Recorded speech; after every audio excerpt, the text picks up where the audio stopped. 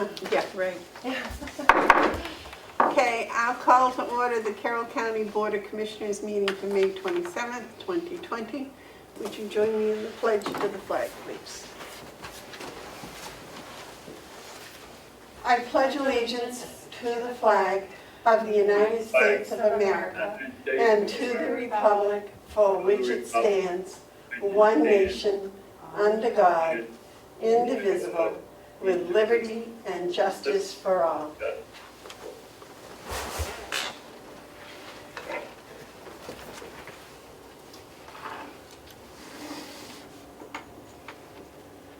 Okay, are there any additions to the agenda? I don't think so. The minutes, approval of the minutes. Oh, wait, motion for the approval of the minutes from May 20th.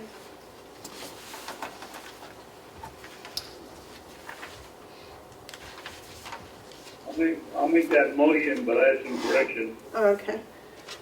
Do I have a second? I'll second.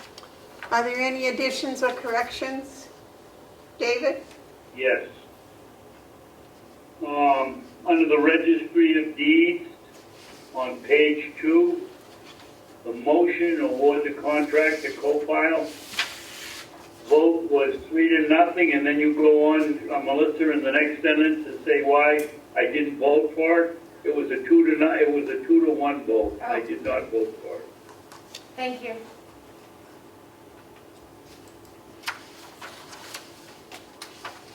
And under Executive Coordinator Report, Coordinator Siemens reported on activities of the week. Commissioner Babson suggested a weekly update on county website changes, asked the new photos be uploaded. That's not a very good sentence. I think I suggested that we put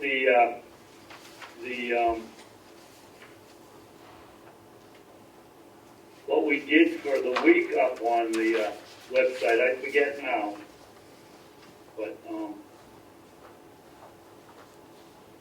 I thought you said that it would be nice if she would update the changes that have been made on the website each week. oh yes, you're correct. I did. Okay.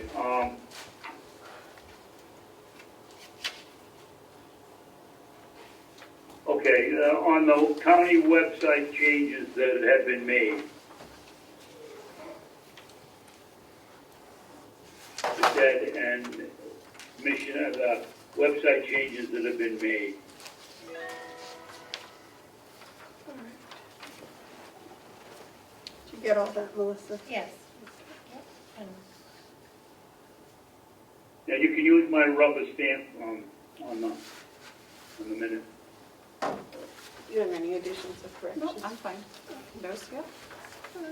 All right. All those in favor as corrected? Roll call, please. Commissioner Babson? Yes? Commissioner McCarthy? Yes. Commissioner Beaver? Yes. Thank you.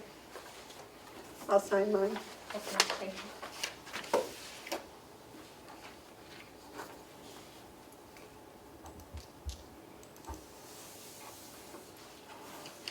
Well, this one says draft, though. Yeah, I can, why don't I have you sign a clean copy before you leave Do today? you have one? I just wrote all over this one. Okay. I'll do a clean one before you leave. Okay. Thank you.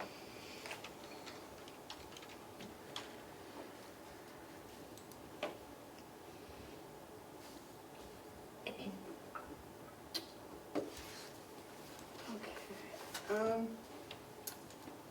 Are there any media questions? Is there any public input? Right, I'd like everyone to know that Commissioner Babson is on Zoom. Joe Haas says something, Madam Chair. Yes, Joe. Joe Haas said something. Just 1 or 2 minutes, under 3, if I Could you could. state your name Good and morning. your town, please? Sure. Joe Haas of Gilmanton, and I did put into the Zoom chat box, just the summary of what I wanted to talk about today, is that I have 2 right-to-know claims in, and I'm still waiting to get back the court case number for the $500,000 damage suit. It's not a pending case. I mean, it's not a pending lawsuit that was going to be filed. I presume it has already been filed, like the one 6 years ago. I'm trying to get access through the computer portal to read the documents as submitted already. I did that this morning, and I'm waiting to hear back from the court. Yeah, that's number 1 of 3. Number 2 is I'm still looking for the letterhead that shows the executive committee members, the new ones. I go to Google, and it has the old ones, but Glenn Cordelli, he did send me the new ones, but I just wanted confirmation somewhere on an official letterhead.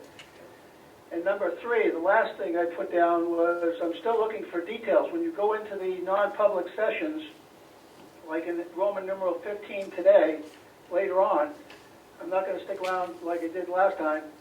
I have other things to do today. But anyways, what I did, I sent an email to Ed on Saturday, May 23rd. And then I just sent at 8:58 this morning I copied and pasted and I summarized in the email to Melissa. And so that, what I'm citing is Articles 38 and 8. I cited the wrong article last time. It's 38 and 8 because people are entitled to the details. There's 5 subsections of that Section A when you go into Section A. And it would be nice to figure out, well, which one you're talking about. And I'll just list, wait a minute, where is this? Well, you know what they are. It's in my email. That's all I have to say, other than I'm trying to find the, where are the numbers there? Here it is. Dismissal, promotion, compensation, disciplining, or investigation. You know, if you could just indicate which one it is, because my interest is on compensation, on COLAs, cost of living increases. I talked to you about that before. I don't want to go into detail now. But that's all I have to say for this morning.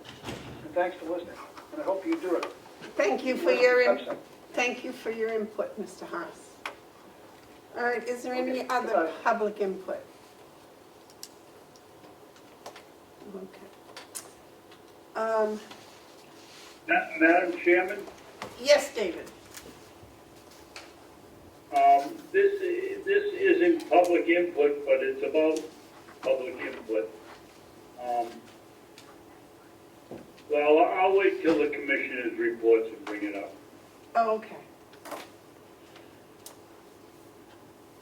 Is that the manifest? Yes, it is. The manifest for the week ending May 22nd, 2020 was $372,634.46. All right, and our first appointment is with Kate Delisle.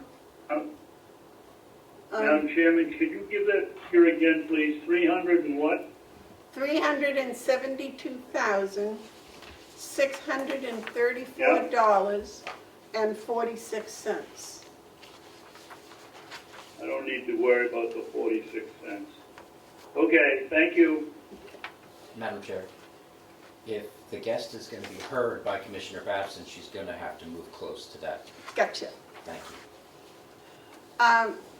As I was saying, our first guest is Kate Delisle about a right-to-know request. And Kate, what we need to do is move this over here a little. Madam Chairman, may I remove my mask if I stay 6 feet because I have a low voice as it is and no one can hear me through the mask. It's protocol that you wear a mask at all Then I'm times in going to this get building. very close. Okay, I can back a little bit. So No, I'm clear. Okay. Commissioners, thank you for the time today.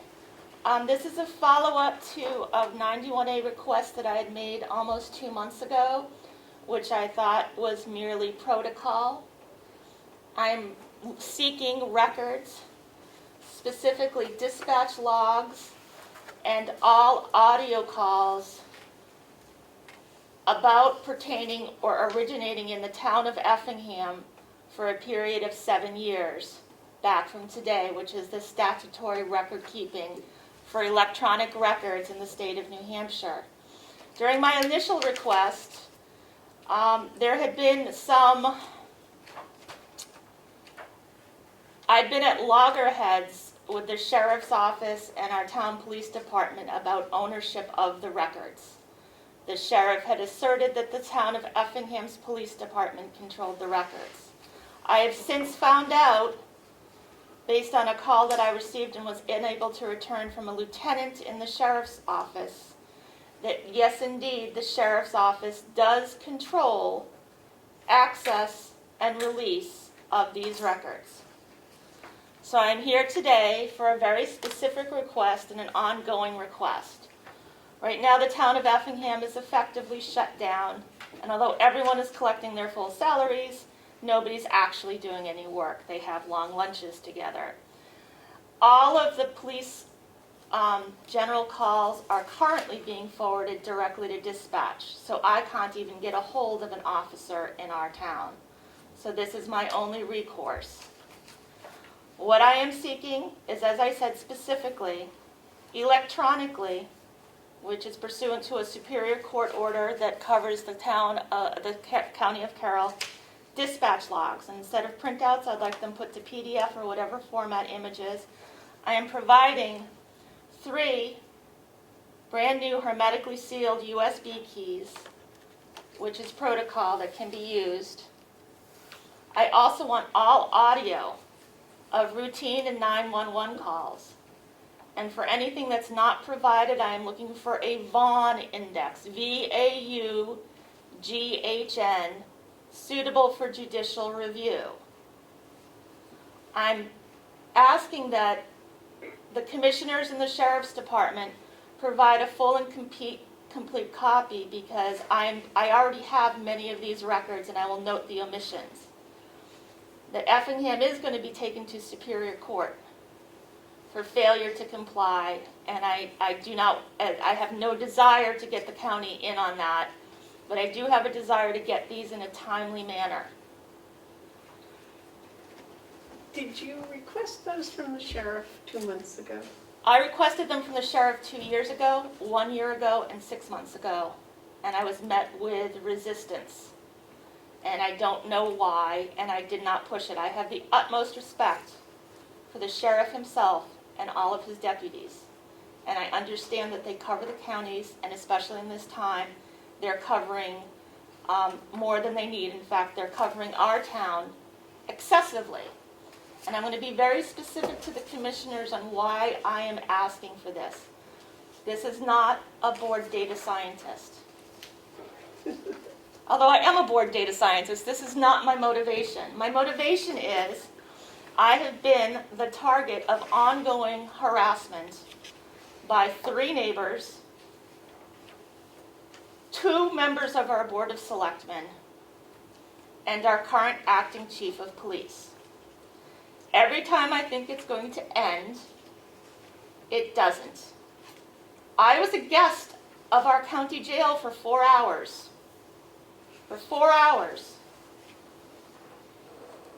About 6 weeks ago. I was picked up on warrant for dog at large. 7 counts of dog at large and 2 counts of unregistered dog. I was taken out of my pickup truck at 10 of 8 on a Monday morning as I was going to Ossipee Central School to pick up lunches not only for my child, but for 4 neighboring children who are being cared for by their grandmother. It was pouring rain. I was handcuffed by the side of the road as my teenager was coming to take care of her horses. This is after my horses had been scared by a bear, scared out of the paddock in the pouring rain. I was stuffed in the back of a cruiser by a cop who was not wearing masks, gloves, or anything, in the back of a dirty cruiser.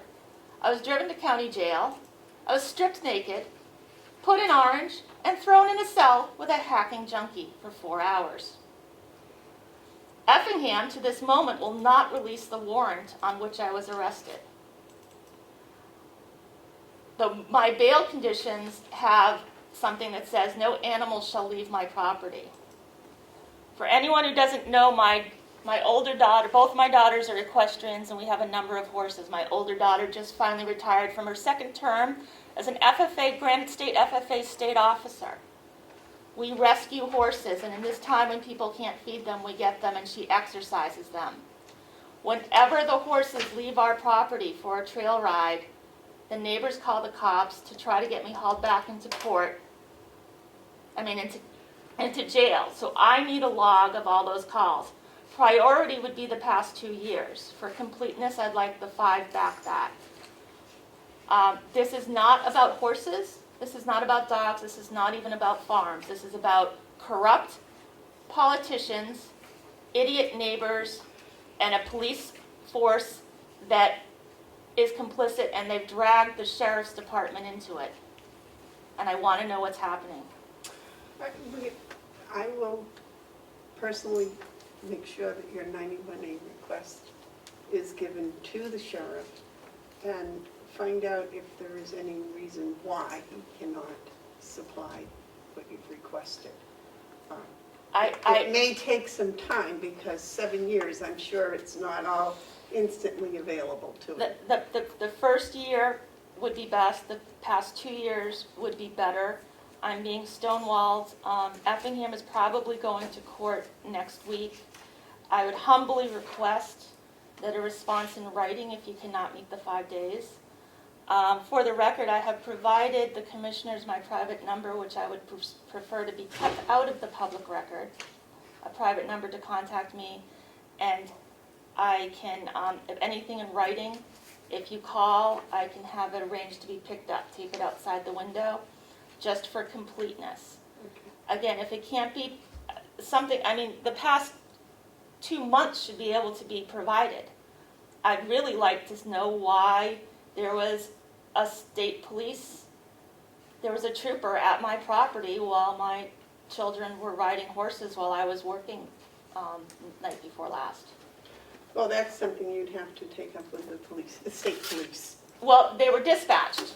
So So that the could be- troopers were dispatched. So again, what I'm looking for is But then dispatch logs. The reason for their dispatch would have to be through the state police. Right, This but dispatch just tells them to go, it doesn't say. the dispatch logs would have a who called, and it would also have a log of of who they dispatched and what the resolution was. The dispatch log would also give the legal justification to dispatching a trooper or a deputy to that location, so we can ascertain if it's repeatedly, if there's any legal justification for the dispatch. Melissa, did you get that basic 91A request that's verbal? Although, would you follow that up with a written one also? Yes. Yes, and again, I want to make sure that the commissioners understand this is not busy work. This is an active, this is an active thing. I am facing 11 trials in your circuit court. So this is actually about spending county funds in the middle of a damn panic to harass me, my adult teenager, and my elementary school daughter.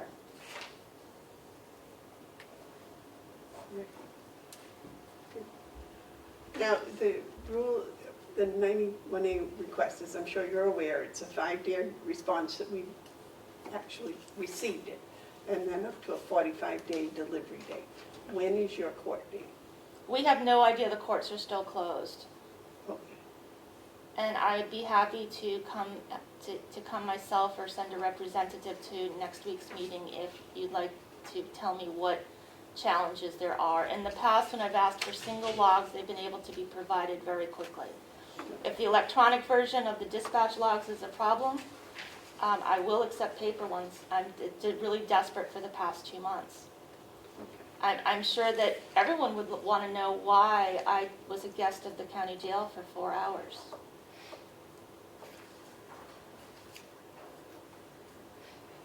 I believe the lieutenant in charge was curious as to why I was his guest for 4 hours.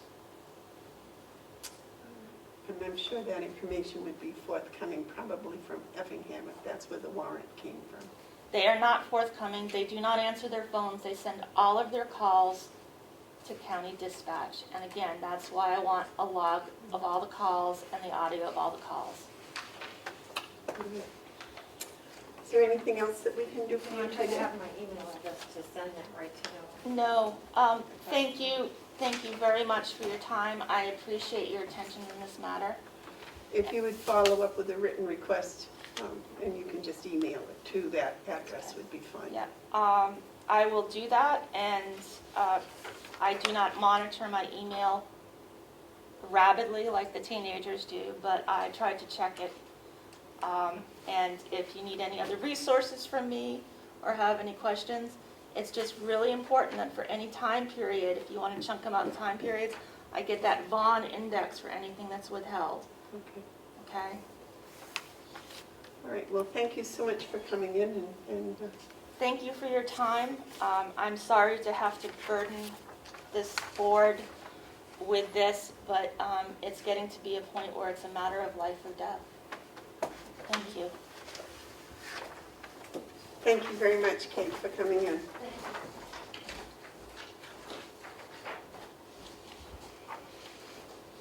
We will see that.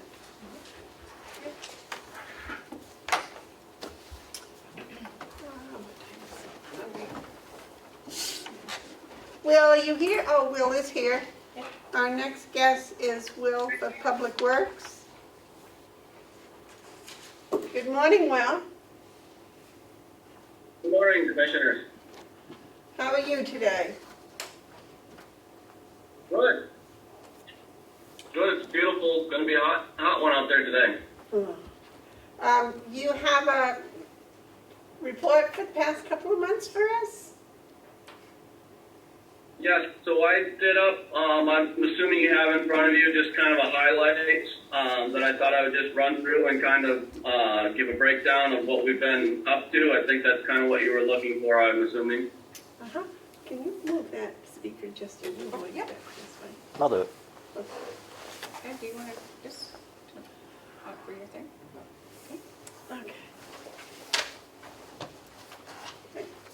Well, the reports are basically for the department heads to fill in the commissioners in case we missed something, but also to update the general public as to what your department has been doing in the past couple of months.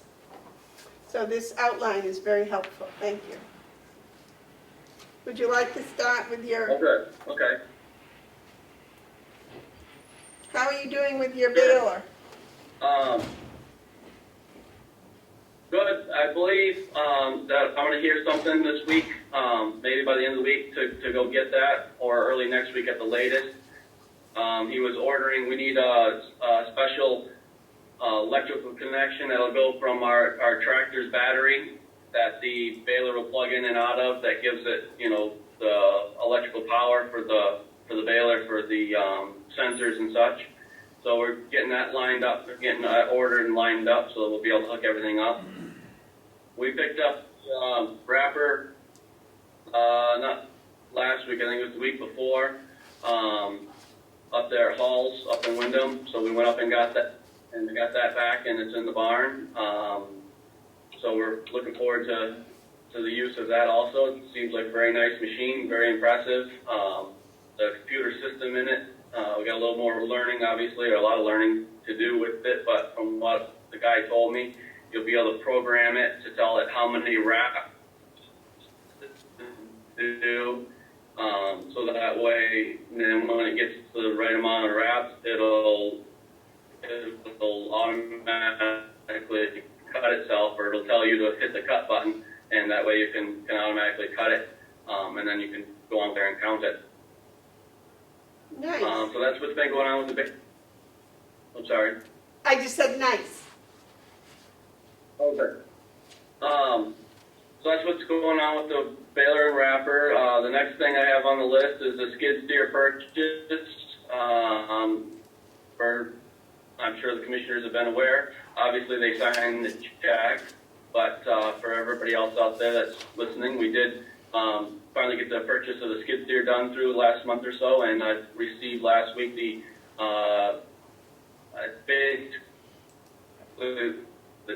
title. They call it something different, but it's essentially the title on the machine. So we have that in hand now that we have that. We did have a little oil leak in it here about a week ago, and I called down, and within a day they came out. They sent the tech right out to the shop and repaired the oil leak. Basically, it was a hydraulic line wasn't pushed into a fitting tight enough like it should have been at the factory, and so the technician was very knowledgeable and came right out, gave me his card, said if you have any more problems, give him a call. But all that, even a small little oil leak like that's all covered under their warranty, and so it was very nice to have them do that. Other than that, it's been running good.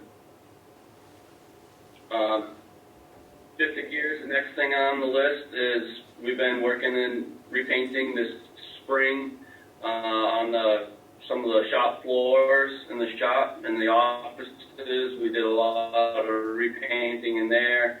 Out in the main shop, one of the bays we put an epoxy kind of stuff down to try out. We seem to like it so far. We'll see how well it holds up, but it repels things really well. Our biggest concern for doing that was that's the bay that we tend to bring in the salt truck to wash it down, and the concrete was starting to look a little rough over there, and I wanted to protect our floor from the salt. So that was our biggest reason in doing that. The next thing is we had a major leak on our little tractor, the 2520, the hydraulic pump. Mark has tore the tractor apart, and the problem is where this pump is, you have to take the fuel tank out, the radiator, the oil filter, the oil cooler, basically the whole front end of the tractor off to get down to this pump that we thought might be leaking. And seems as though now that we got down to it, got it all cleaned up, it wasn't the pump leaking, it was the hydraulic line coming in that was finger tight. So that was causing it to leak, which not only the leak is a problem, but it was causing this pump runs the steering and the brakes. And so we were having these kind of, where the power steering wouldn't work. And I don't mean just like wouldn't work, just you couldn't turn the wheel at all. And then every once in a while your brake would just go down to the floor. I think it's because it was getting air, or we think that it was because it was getting air in through there, where this fitting wasn't tight. So it's a lot of work just to tighten up a fitting, but you can't get to the fitting where it was located. So we got that. We've got a couple of parts, an O-ring we're going to replace in there, and we got a couple of grommets that we got to replace, and then we'll be putting that back together and getting that ready to go. And hopefully that'll solve our problem with that leak. Spring cleanup, we've been getting after that. Obviously, we probably see in the last couple of weeks we started mowing lawns. You know, they're growing like crazy. There were certain areas last week we mowed the same areas twice in 1 week. It's growing so fast. Trying to keep up the best I can over at the nursing home with the hand mowing and the weed whacking a little bit. We got one more week, not this week, but next week's the last week, and then hopefully starting on June 8th, hopefully I'll have the high school kids here to help with that. It's a lot of mowing over there for myself to be going around push mowing and whatnot. So hopefully we'll have some help on that. But we did get a lot of the lawns repaired, you know, all the power brooming done, cleaned up. We've reseeded a lot of areas. Hopefully we'll start to seed this next week or so, some of that seed coming in and regenerating. So I think they're going to be in good shape once we get going. The last month or so, we've done a lot of gravel work around the different parking lots. I know at the new admin, you know, that took quite a bit of work. We got that done. And last week, I believe it was, we did the same procedure to the new asphalt behind the nursing home, which I think that asphalt looks beautiful back there, and I think it's going to be great for plowing in the wintertime. And so we went through and put the gravel on the sides to try to protect the edges. So that's been a pretty big job. The water and wastewater, we've been working on the spring maintenance. typically, spring and fall get the most attention in those two departments. Wintertime and summertime, we do a lot of just everyday maintenance, and if there's a problem, we address it, but we try to really do our big maintenance cleanings and such on pumps and replacements and everything in the spring and the fall. So we had to pull 2 pumps out of one of the clarifiers, a recycling pump and a dosing pump, and we replaced those. And those have been down for a little while, so we got those up and going. And then down in our wet well, which we usually do yearly, we pulled our big pumps that are down there and pulled them out and power washed them, cleaned them all up. At the same time, when we had the 40,000 gallon wastewater septic tanks pumped, we have a break for about a day and a half when those get pumped, that there's no water flowing through our system, so it allows us to be able to pull these pumps and clean them. So we did that about 2 weeks ago, I believe it was. And spent a day and a half or so getting all that up and going, doing some maintenance in our grinder building down there, replacing some belts on some fans and such like that, getting it ready for the summertime heat. So that's all going pretty good. Those are expensive pumps, the ones that we had to replace. It's not uncommon for us to go through anywhere from 2 to 4 of those pumps a year, depending on the years. Some years we don't. I think last year we didn't hardly go through any. This year so far we had to go through the 2. So it's kind of on pace with what's normal down there.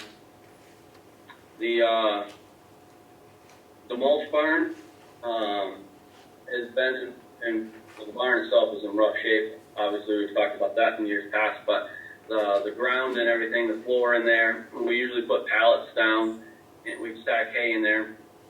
And these pallets have rotted over the last few years, and you got all the hay chaff in there, and cattle used to be in there, so it's kind of a mucky type of thing in there. So we went in there this year with this new skid steer. It fits in there wonderfully. Got plenty of headroom in there. So we went in there. Kevin and Mark, they took out a lot of all the pallets. We took all the pallets out and took a lot of some of the loam type stuff that was underneath there with all the chaff and everything else in it. And we leveled it off. We brought in some sand that we had out back to kind of give it a little more drainage, and then we put a load of gravel on top to stiffen it up. And so it's in really good shape out there. Our plan is to put pallets down on the stiffer gravel and then be able to stack round bales in that barn. So it'll give us a lot more space for hay storage than what we've had in the past. Walking square bales in and out one at a time is not enough labor is even worse. But the drive in there with the skid steer is a big advantage for it. So that's been a pretty big job getting that done, and they pretty much put the finishing touches on that yesterday of getting that done. So that's turned out nice. Hay wagons, we bought two used hay wagons last year, if you recall, and last fall, probably in October, I think it was, we had a wicked windstorm come through here and blew 3 or 4 of the hay wagons all down County Farm Road and blew them all over the place. Well, when it blew them all over, one of them, it smashed it into the telephone pole out here. And those 2 new wagons that we bought had these racks on them, and it smashed the rack all up, and we repair it. So we decided to convert those 2 hay wagons with a front wall and a back wall that are shorter, and those will be for picking up and hauling round bales out of the field up to the barns. And then we'll use the other 3 wagons that we've had for a long time for our square bales. So redesigned those a little bit, and we had to cut a bunch of lumber out of there, add some in. We had to do some welding just to stiffen them up a little bit on there, some braces. But those turned out good, I think, and I think they're going to work good for what we're planning to use them for. Spent a lot of time a few weeks ago picking up rocks in the fields. We get a lot of surface rocks from the manure that's spread, the wood ash mixture that's spread on the fields in the fall. That doesn't necessarily come from the material, but it often comes from the place that we store the material out here. It's very rocky, and so when they go to load it, sometimes they scoop under it and they get rocks that go into the spreader, and then those go out into our field. We try to get to those in, early part of the spring. They stick out real well, especially on a frosty morning. We start driving around. Again, the skid steer worked out great with that track. Very light impact on the fields. They were still pretty wet. There was areas that was almost sitting in water, and we were able to drive right through and not rut them up at all. So we got a lot of rocks picked up. Hopefully that'll save us on our blades. There's hay season. Spring service on the plow trucks. We had those in the other day, and just getting our oil changes done, checking up on that. We try to keep that up done at least once, if not twice a year, with the big pickups that do all the work around here. We brought those in, got those going. We still have the spreader to get out of the back, the salt spreader out of the back of the truck. That requires a few extra hands, which we don't have right now, so we've left it in. But when the boys get here in a week and a half or so, then they'll have enough hands, and we'll be able to drag that out and get that put away for the year. And, take care of that.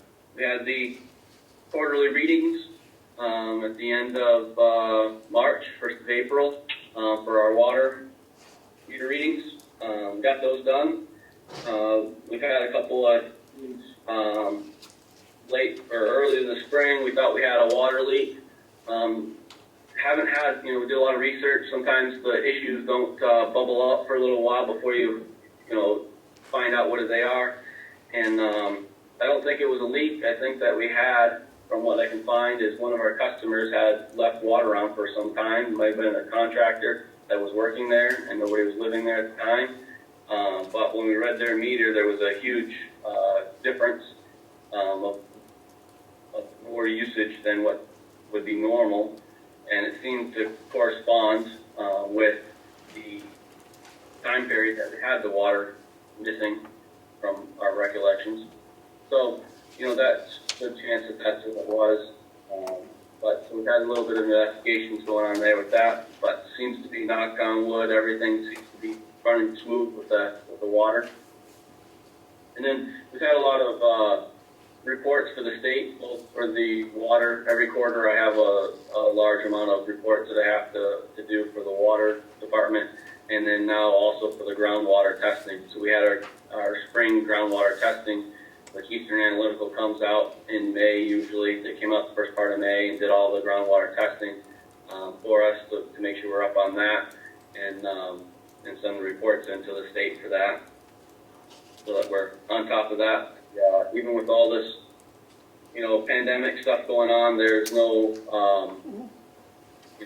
no lack of reason that they want everything on time, and they want to make sure the water is safe, and that wastewater is being processed properly, and they want that all timely. There's no forgiveness on that just because this is going on. Well, it sounds like you've been pretty busy. Yeah, so that's overall, kind of a highlight of a lot of the different things that have been going on. I don't know if there's any questions I can answer to some of those or not. Commissioner Babson has a question. David? Yes. Will, how many inmates do you have on a regular basis as opposed to 2 or 3 years ago? On a daily basis? Is it still one? 0. I've not had a single inmate in over 2 months. Probably almost 3 months at this point. So I've not had a single inmate since then. And then before that was one to two for the last probably almost 2 years. Has the last one I saw there been released? I believe I don't know the details, but the rumor mill that I heard is he was out on, he was getting close to it, so I think he was out on the bracelet or whatever. That'd be a question for Kristen. yeah, he's not even in the jail from what I'm hearing. So, well, I think we made the right move buying the equipment if we're gonna be in the business. The other thing is, have you gotten together with Melissa and done anything to advertise on the website that we're now going to be selling a predominance of round bales rather than square bales? We haven't gotten together yet on that. I was kind of dragging my feet, waiting until we actually had some in the barn before before we really advertised what we had. But that was in my short-term plans to be getting with her on that here in the next. I don't, you're in charge, but people are going to start ordering their hay and when by the time we get putting it up that we have round bales, they will have ordered their square bales someplace else unless we can convert them. I would make sure that we do it post haste, let people know that we are now going to have round bales if they want them. And how are we going to price them? Are we going to make it to their advantage to buy a round bale? Yeah, my goal is I'd like to have a price. I've been working on a price that I think is kind of average of what you find out there going through Craigslist. And then maybe even if you buy 10 or more, that we do a little bit of a sliding scale, that if you buy 10 or more, that we reduce the price a little bit, just to try to see how things go for this first year and how fast and well they move. And then obviously there'll be a different price for our dry hay, which I think will bring in better money than our wet hay. The wet hay will probably reduce a little bit because you have less of a customer base that can buy that. And then we have to figure out I'm hoping we're not going to do as much delivering. If we do, I want to figure out a way. I kind of got an idea in mind, but it's going to be, I want to try to get away from the deliveries, I guess is my point. The square bales, I plan to increase the price a little bit this year. We haven't had an increase in probably 6 or 7 years. It's time for a little bit of an increase, and there's definitely going to be more of an increase on deliveries because I just don't want to deliver. I don't have, the high school kids are here and can help me deliver. Great, we can go take care of a few long-term customers we've had for 15, 20 years here. I don't mind sticking with some of them and helping them out, but I really want to get away from that because every time I'm out on the road, I'm not here on the complex getting things done that need to be done here. So I want to slowly kind of wean out of that business, so to speak, with those. The rounds, aren't as bad because if we do deliver those, we have a dump truck, we'd be able to drive right up and just lift up the dump truck and let them roll out if someone wants that option. But we don't have the manpower to be doing so many deliveries of squares anymore these days. Yes, David. Thank you, Madam Chairman. I would seriously recommend, Will, that you put some thought into selling the round bales. Being in the business of selling round bales, I know how hard it is for people to get vehicles to carry round bales. I would suggest you do something like, if they pay, give them a break on 10 bales, but if they pay in advance, and then they can come get their 2 or 3, actually it's about 2 in a pickup truck, and with a new short body, it's hard to get 2 in. So I would think we'd do something like let them pay for 10, and then they can come by on their own and pick up the bales when they need them. Transportation is going to be a problem for us, and it's going to be a problem for them. Right. Yeah, I think we'll have to look at that closely with that. My one concern with that theory is then we have to really keep track of. I don't like taking money before people come get their product, because then what if something happens and the product's not there after we've taken their money? But I have done in the past, very limited, but as if I know a customer that's going to buy, let's say, like you said, 10, and I got the room, I can set those 10 to the side and say, okay, that's this customer's pile, and then they can get from there. But I don't like to prepay for too much product that's in our barn and then not have the right, round bales I think are going to be easier because they're a lot easier to count, obviously, than when you got 7,000 or 8,000, squares in the barn.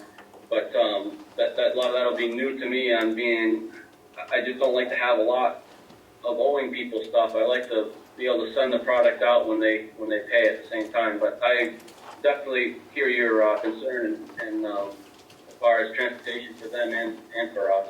Well, there's going to be a slight problem in converting people to round bales. You know that, I know that. We've got to entice them some way. And early in the season, certainly we're not going to run out of round bales in June, so we could, for the first 25 customers that want round bales, and we could work something out. But we got to market these things to get rid of them. We don't want to have them sitting in the barn like next April. Right. Yep. No, I agree, and that's why that's why I want to do different things as far as if we do deliver them. Rounds are a lot. I can send one employee out with these dump trucks. I got 2 different size trucks, so we can have 2 different amounts of deliveries, and they dump them and drive away. It's a quick, easy. We're not out there for an hour stacking it in someone's barn. So I agree with you. I think there are things that we can entice people to want to go that route, and and price everything accordingly to do that. Well, I think probably, having this update and this discussion that people are going to be aware now the county is making round bales.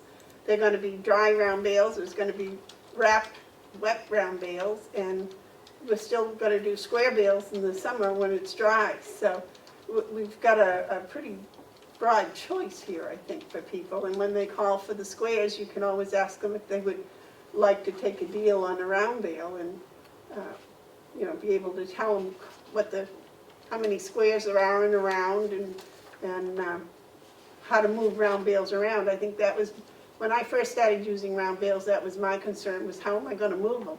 And then I found out, my God, they roll. It takes one person to roll them wherever you want, and so that was a pretty good deal.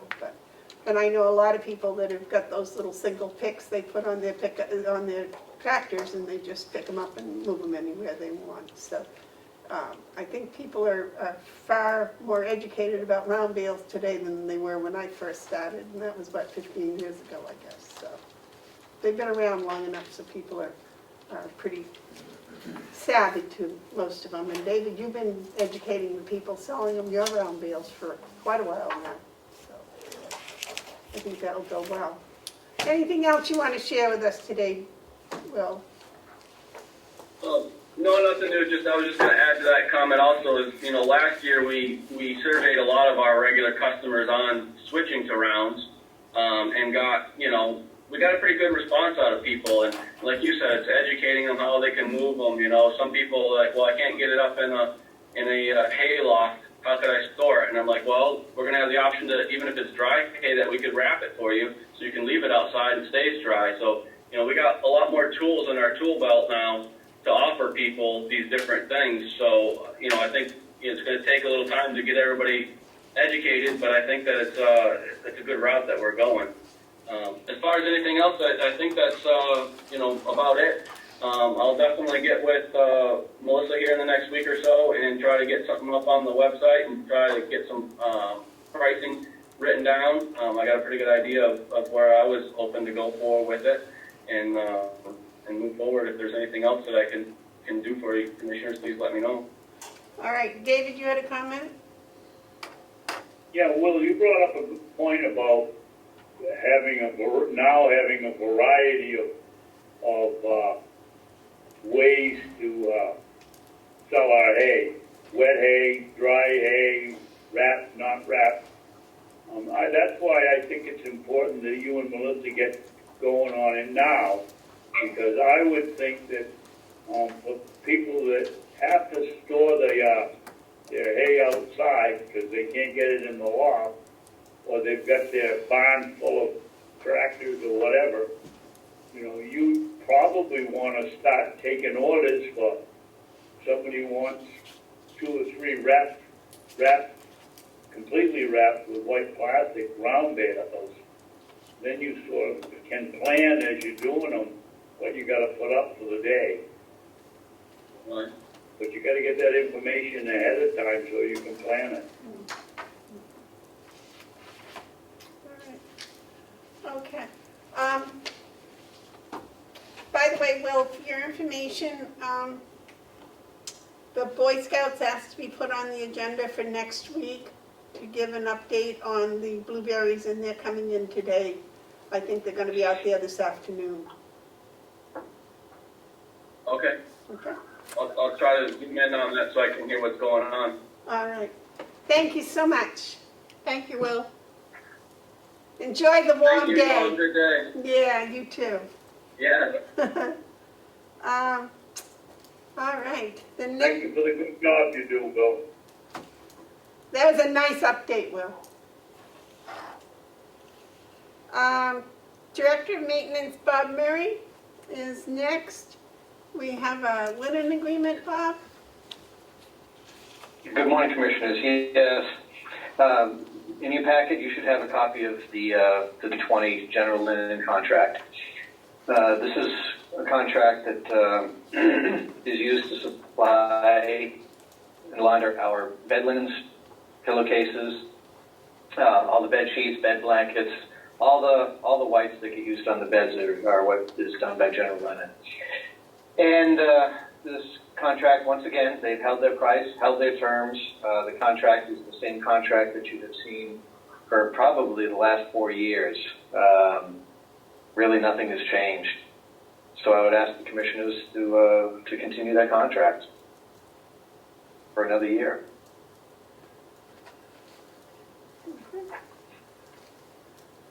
David? Yeah, well, there's a little bit of history with, as you know, Bob, and Howie knows, with General Linen Service.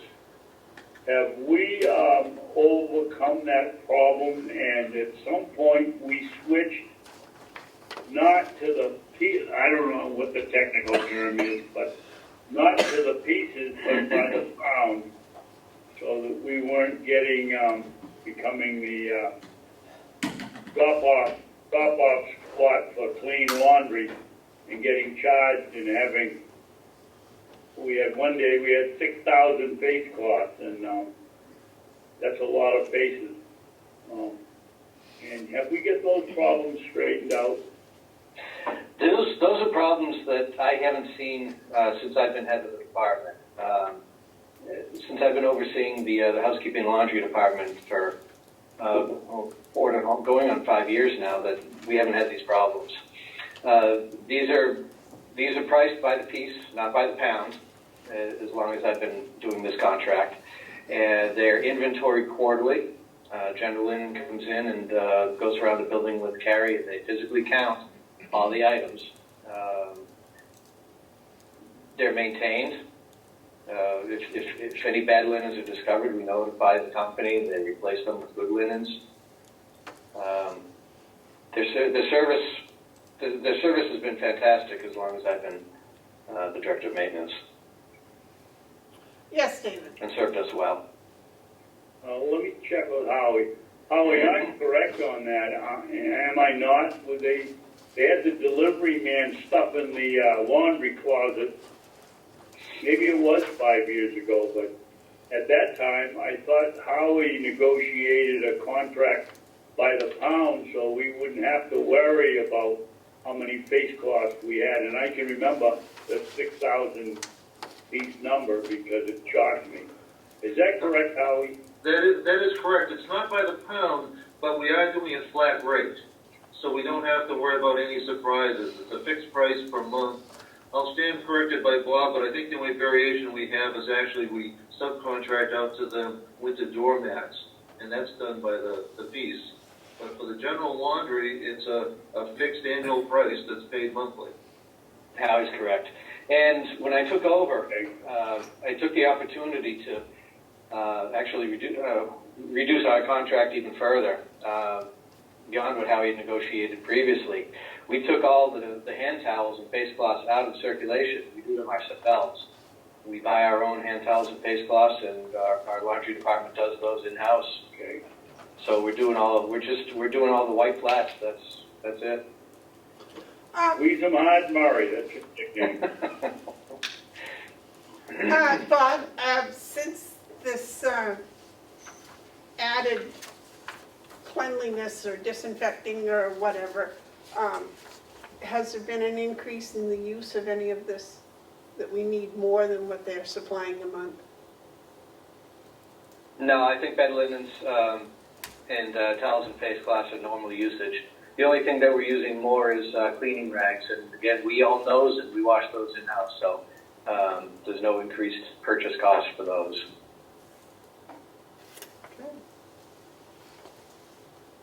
Terry? So So Bob, how do the price, oh, it's okay, excuse me. that's okay. So Bob, this is the same price as last year? And the year before and the year before, yes. So I'm assuming that's why when was the last time this went out for bid? About 4 years ago. 4 years ago? And that's another subject, because there's very, very few companies that actually do the type of Yeah. laundry that we do. General Lynn's a pretty popular company.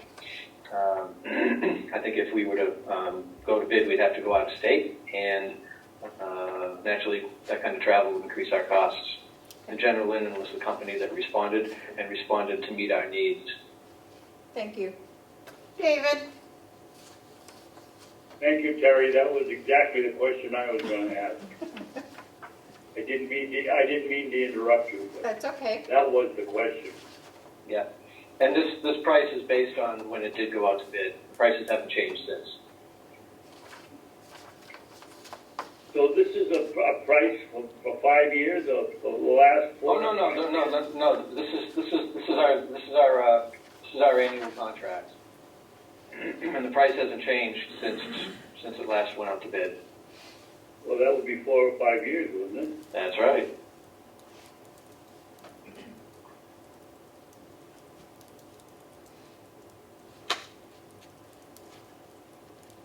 Any other questions for Bob or Howie? Yes, David? Bob, what's the rental fee for? That's the cumulative total.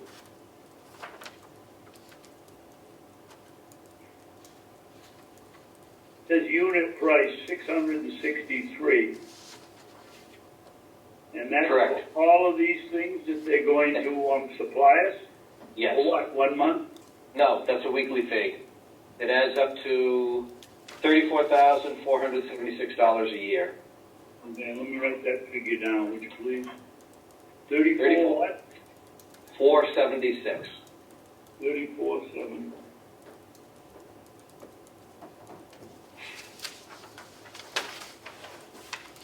And that's the weekly price, $663? $63. Yes. Thank you.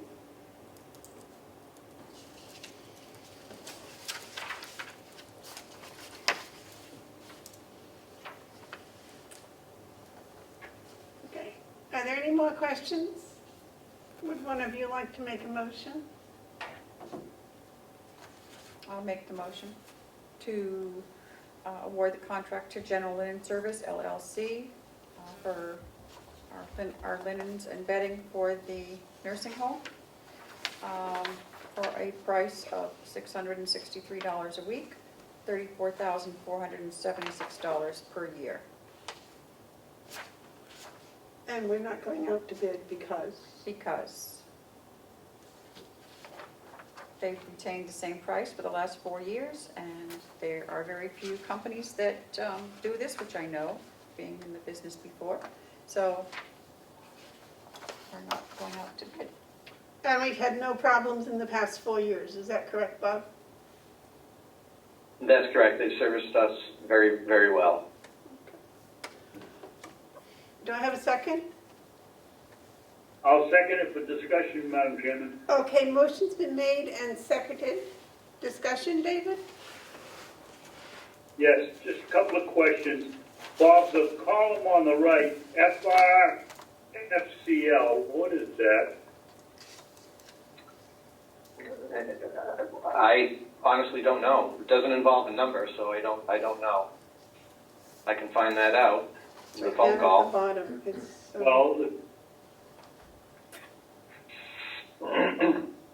this is either a quote or an eye test, because I can't read the small print at the bottom. Maybe it's in there. I don't have any problem with it, I was just wondering what that was.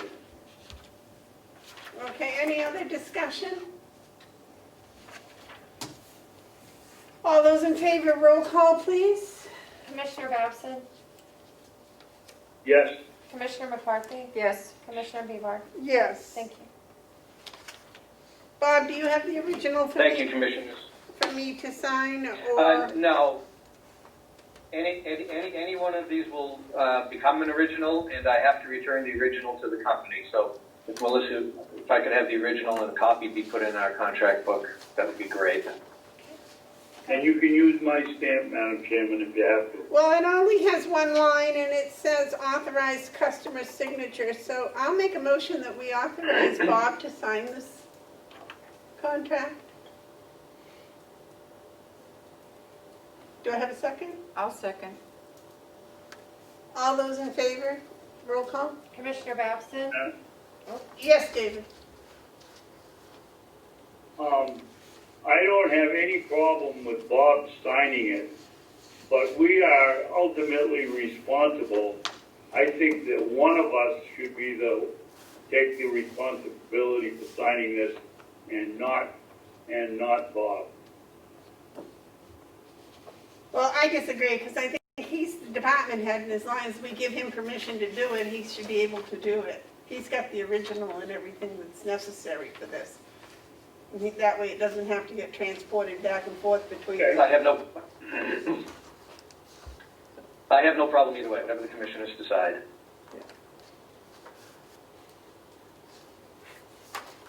Roll call, please, Melissa. Commissioner Babson, Yes, Commissioner McCarthy, Yes, Commissioner Bevard. Yes. Thank you. All right.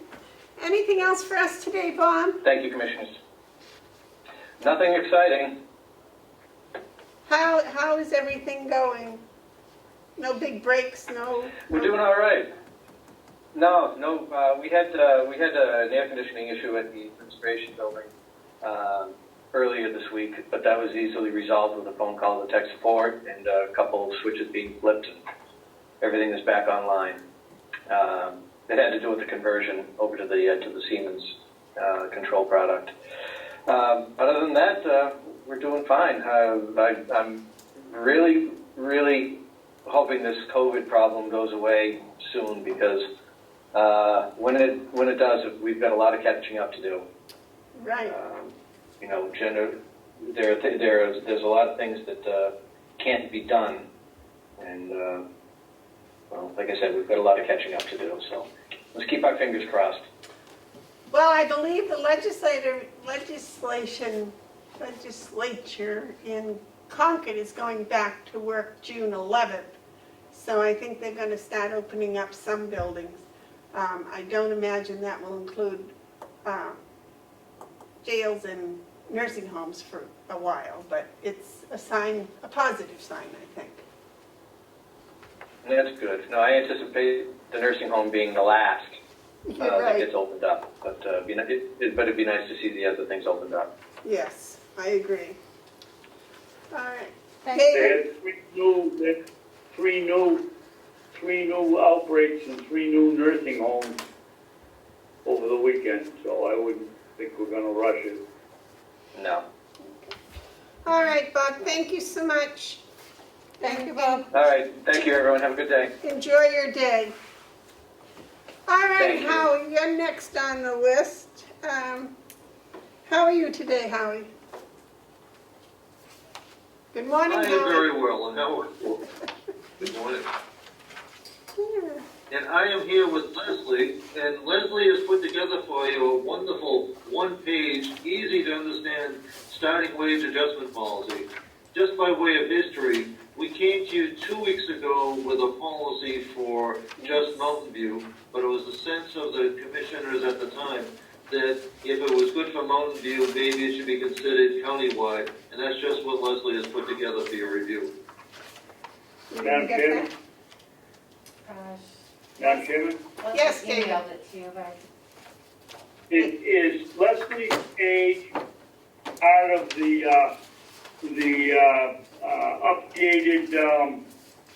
updated agenda we got later yesterday? Because it wasn't in my, it is not in my pack.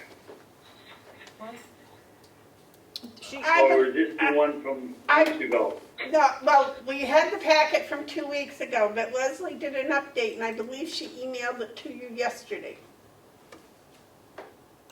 Okay, I'll go see if I can find it. Good morning, Leslie. How are you today? Morning, I'm great. How's everybody? Good. How is open enrollment going? It's going very well. People are getting their forms into me very quickly, so it should be a nice period for Ruby and I to plug through it all together. Our vendors have been incredibly supportive in answering questions and making themselves available to myself and the employees. So far, so good. Knock on wood. Excellent. Excellent. Did you find it, David? Yes, I did. It was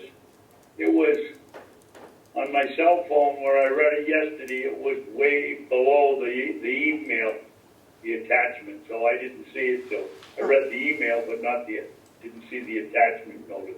All right. Howie, what did you have any comments about this?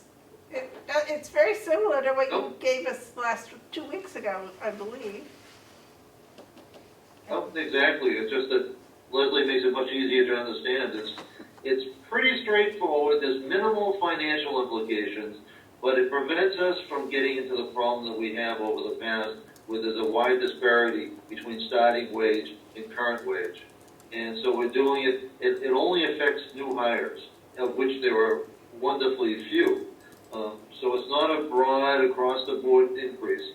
It'll affect typically about 20 to 30 people over the rest of the year. it's on the screen now if that helps you. I was able to read it on my phone. Okay. All right. Any comments?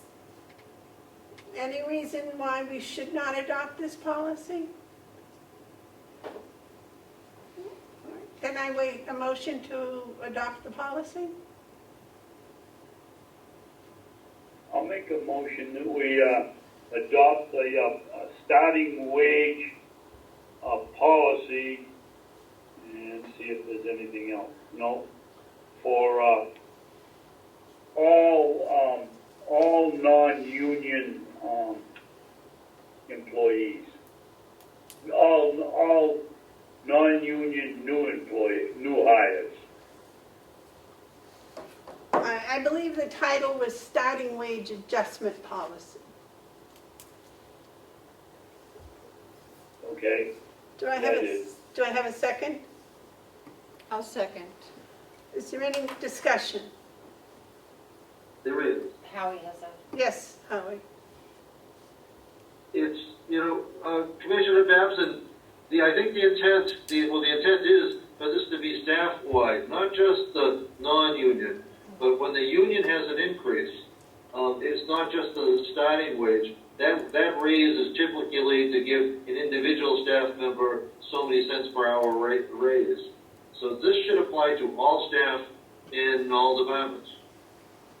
But don't some of these people fall under the union contract? They do. And is the union going to accept it, or are we going to open up negotiations to do this? I was just trying to avoid a conflict with the union. No, the union only represents people who are presently staff members. So as long as we do not pay, the only union stipulation in the CBA is that we can't pay a new person more than we're paying an existing person. So what do you want me to change the verbiage to? To approve the starting wage adjustment policy as presented. Okay, so moved. Okay. So you all right with that for the second? Yep. Okay. Any more discussion? All those in favor, roll call, please. Commissioner Babson? Aye. Commissioner McCarthy? Yes? Commissioner Bevar? Yes. And is it okay to use Commissioner Babson's stamp on the bottom? Can we use your stamp, David? Yes, Okay, thank you. yes. All right. Anything else you want to share with us, Howie? Well, just in terms of a very brief update, at long last, yesterday we received our test kits. We have tested all residents, and we've tested just about most of the staff. Staff testing will continue till tomorrow. We won't have results back for 3, maybe 4 days.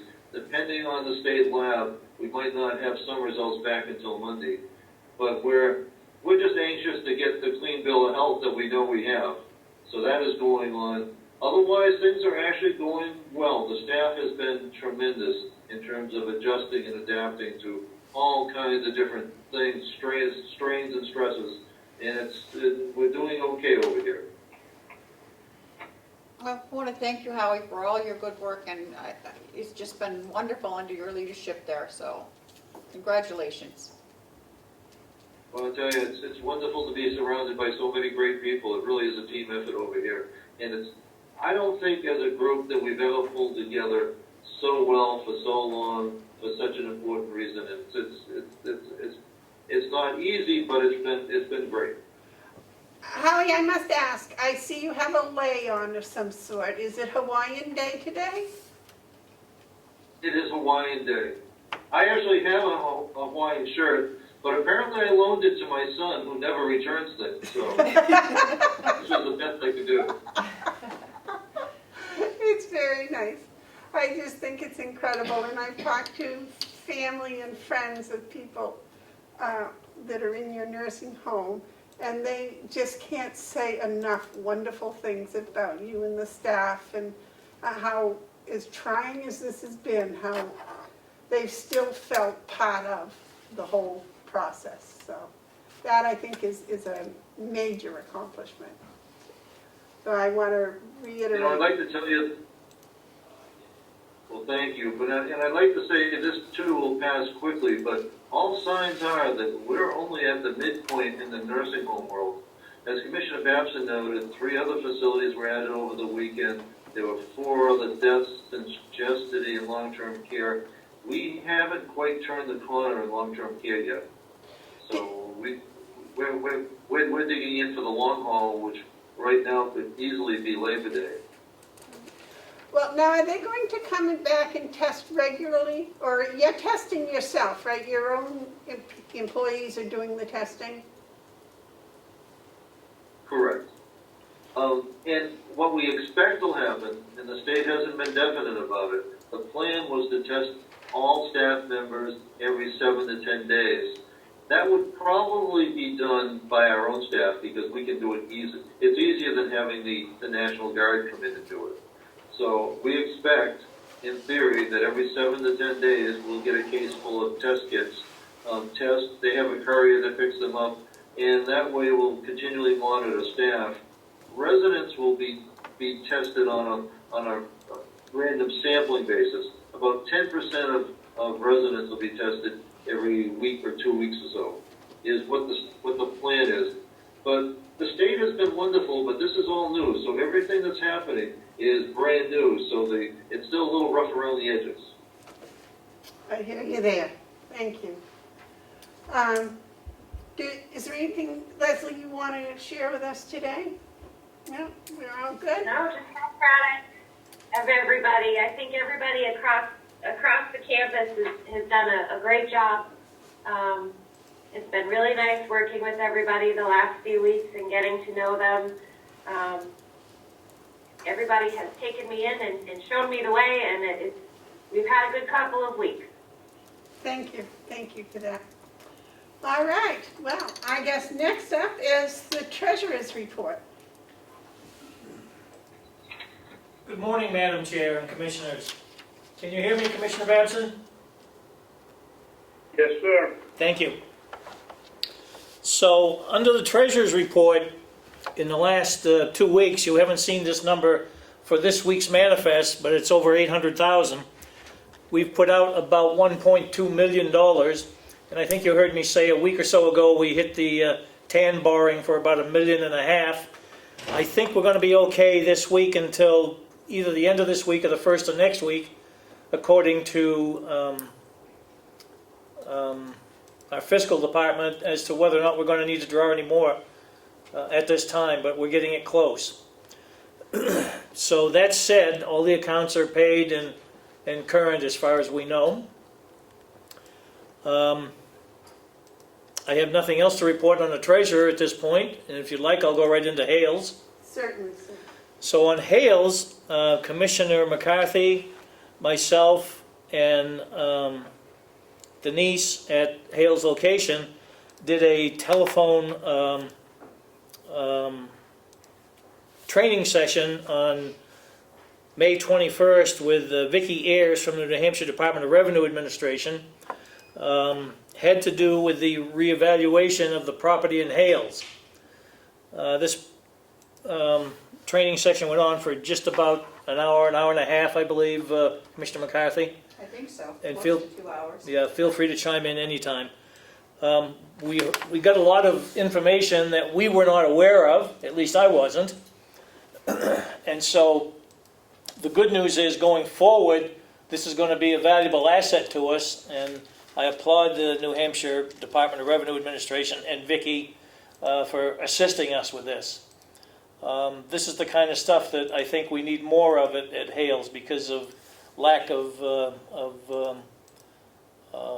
procedure and policy manuals, if you will.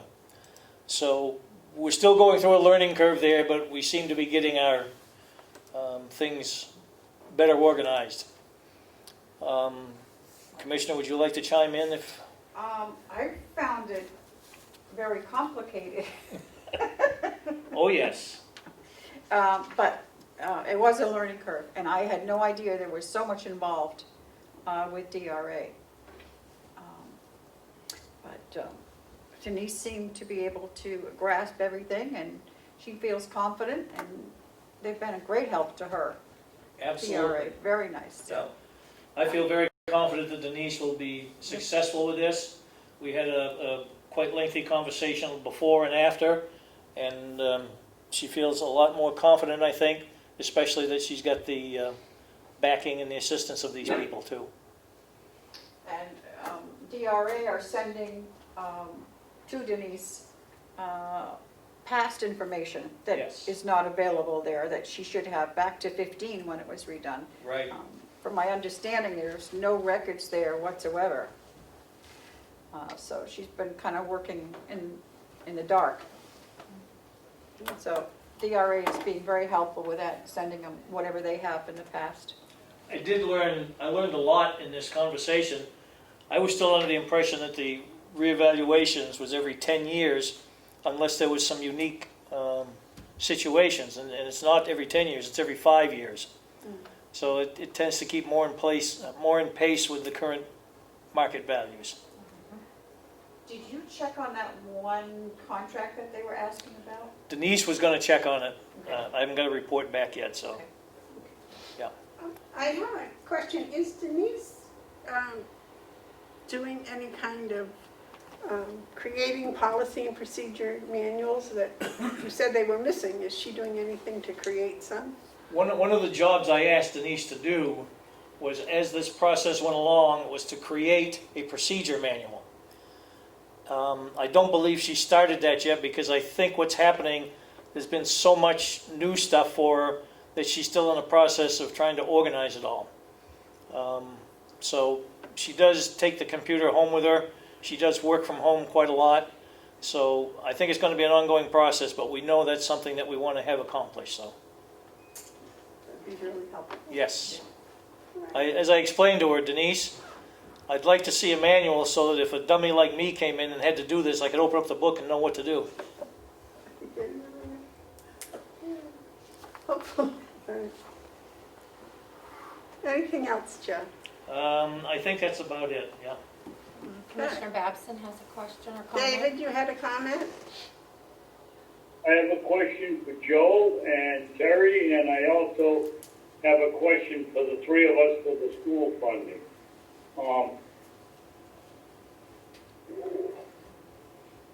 Why is Denise getting involved in the assessing? Doesn't she just take the figures from the assessing group that we hired and put it on the line item and multiply it times the tax rate and send it out? Go ahead. I believe the reason Denise is going through this process and training is it helps her understanding what the assessing process is like and what needs to be done with it. So I think it's probably a good thing that they're showing her this information. They're also providing her with the previous information so that she can build the files and have the information at hand as need be. Well, what happened to all of the information that we had from the last tax collector up there? Where did it disappear to? I believe the assessing company has it. Well, then why don't we go to the assessing company and get copies from them? In theory, that's what we're doing. They're providing us copies of that information. And that's why Denise is going, and myself, and even Commissioner McCarthy are going through this process, understanding how it works. Okay. Thank you. You had a question about school Well- funding? Well, yes, the lady from the Department of Education got back to me and said the law is the law, and she cited the law, which I repeated to you folks, I believe, last week. What do you want to do with it? She said, talk to our lawyer. I don't think our prosecutor is in a position to help us figure out what to do. It just doesn't make any sense to me that we turn the money over to the Conway School District that because they don't have any students. It should go, to me, it would go to the place that's educating our kids. So she suggested that we get an opinion from our lawyer. She also said the law is the law, quote, unquote. And that's the law that says it has to go to a school within the county, right? Yep.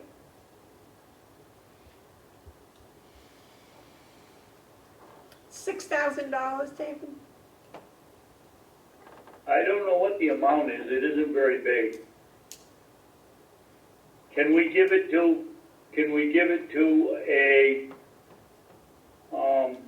somebody else that's getting whacked by the school department up there at Kennett at SAU 9? Can we give it to Eaton? Can we give it to Albany?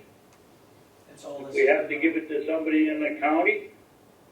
I believe it says in the county. I don't know if it says any, I don't think there's a restriction that we have to have students there. All the time I've lived here, Albany and Eaton are in the county. Albany and Eaton are also under, I believe, SAU 9. That's right. Yeah. So why can't we give it to why can't it go to, that's what we have to find out. Why can't it go to either one of those two towns? It should go to Freiburg, but. Well, I would guess, based on the information, that the person you spoke with is correct. I hate to spend money, but if we've got this money, we could take some of that and hire an attorney to get a direct answer. I don't think we can use the money they're giving us for education. No, I agree with that. I agree with that. I was being facetious. But my point is, I think you're right, Commissioner Babson. I think you should have an attorney answer it. I think what we have to do is get a representative, and we have one listening here today, to file a bill that allows us to pay, if there are no students attending a school in the county, that to pay wherever the students are going, we should be able to use that money to pay for their tuition. It's gonna change when Hales gets young kids, 2 young kids start in elementary school, then it's legit. But right now, it doesn't make any sense. David, would you refresh me on the process? The check does not come to Carroll County, is that correct? We tell them where to send the check? I don't know. I assumed that we received the check, and that was the question that where in the county do we have to send it? And that started the discussion, well, we don't have any students in the school district. Why should we have to pay them? As you recall, Madam Chairman, that school district is charging us $1,000 a year whether we have a student there or not.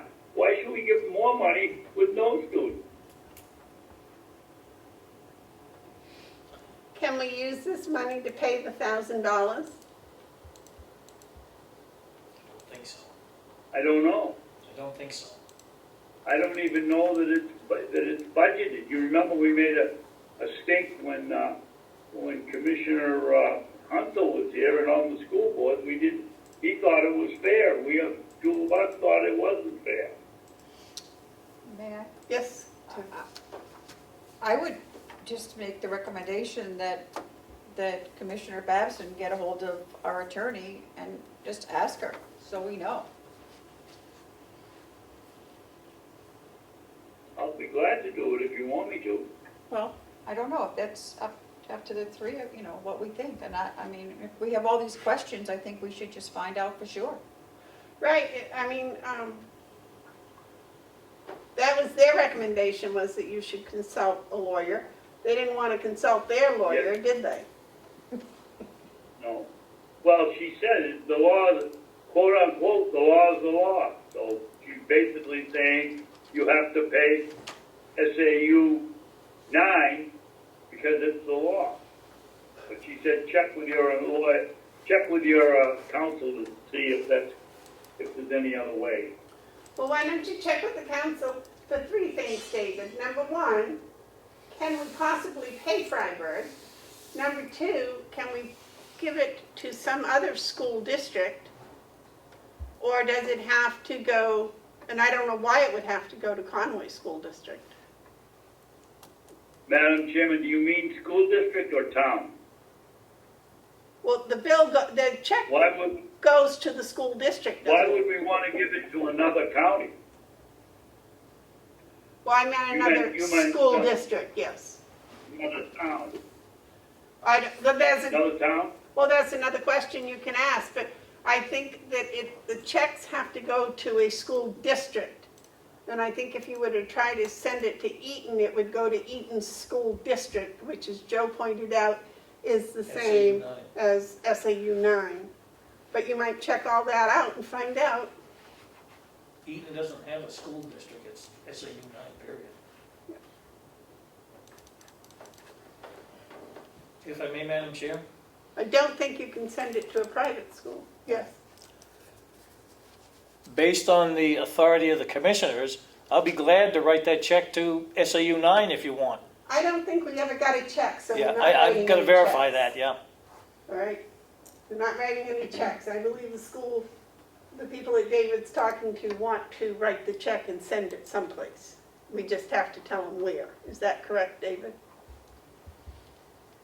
I don't know. I'll have to investigate that. Okay, good point. I assumed we received the check. This goes back 2 or 3 months. I don't think so. I think we received a letter asking where to send it to, but I don't remember. That was way past yesterday, and that's about my memory right now. Oh, I'll check with Kathy and see if she got it.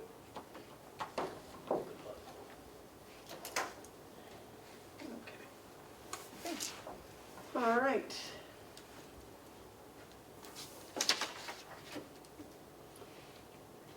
So that brings us all the way to Executive Coordinator's Report. Good morning. Good morning. How are you? Thank you for this opportunity. So this week was about, it's a short week, and it's, the last couple of days have been about getting your agendas and documents ready for today, and also putting together the annual report for the county, which has to be published on or before or during the month of June. So the goal is to have it done during the month of June this year, and a lot earlier next year, hopefully. So you can look at. That's just the beginning of it. I'm looking forward to the commissioner's report to add to it, and it has the financials to put in it. And where did everybody go? Does David have that copy also? Hold on, we just lost everybody. Yes. Of what? She's got a beginning on the annual report. Have you seen it?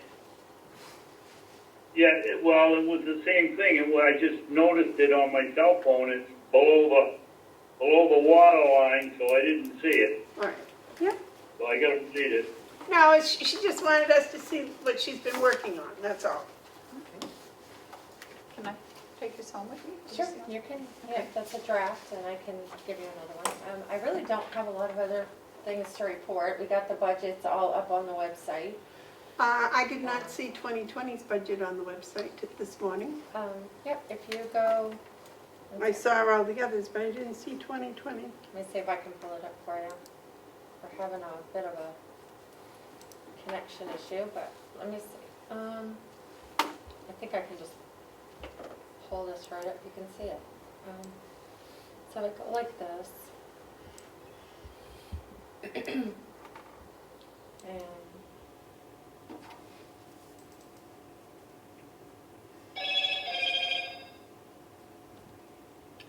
I saved it, but I just didn't shut my phone off, so that didn't work. so it's actually, where did it go? Well, it was on there.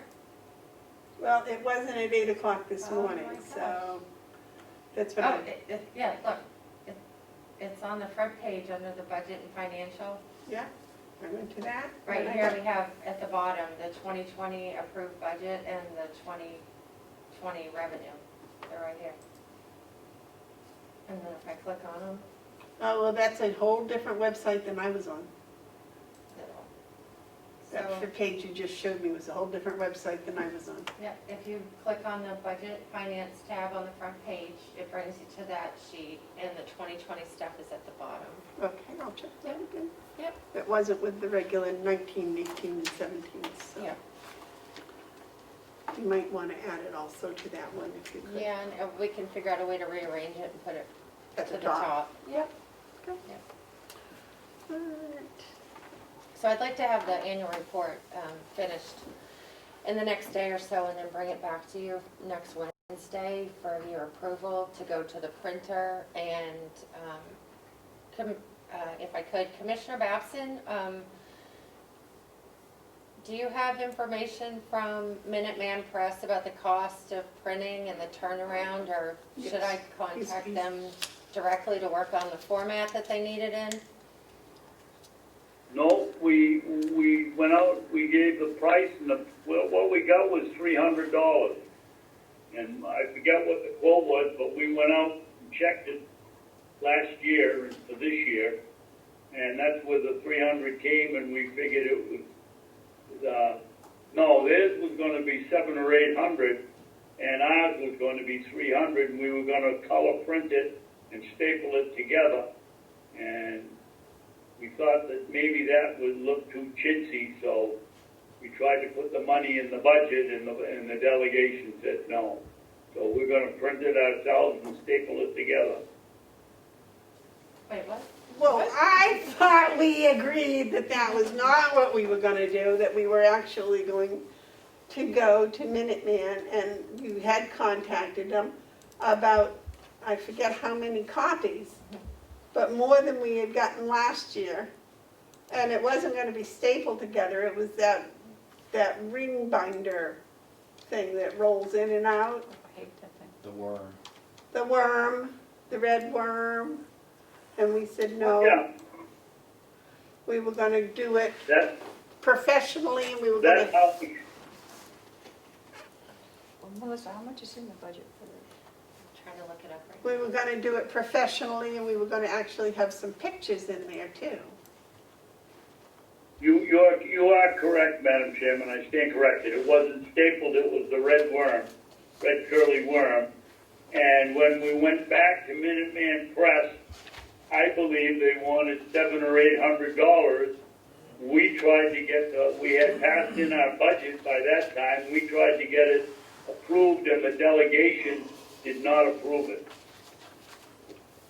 So there's $300 on the line for the budget, so I don't know. if And I thought we felt that we could come find another $300 to make it.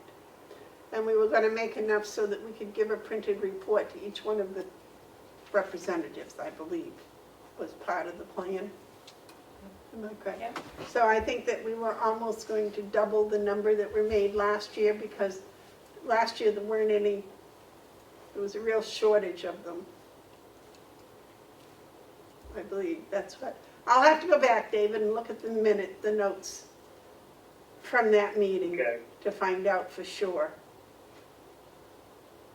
But I thought that we were gonna try to make it look historical and professional. Yes, we were. That's exactly right. And the delegation said no, went with the $300. So next week, along with the final draft of the report, can I also bring the quote from Minuteman for your approval? then And we you can- already had the quote someplace. It's- Something in writing from them? Yeah, we've got it. Okay. It's, And how many copies are we getting? How many do we have to have?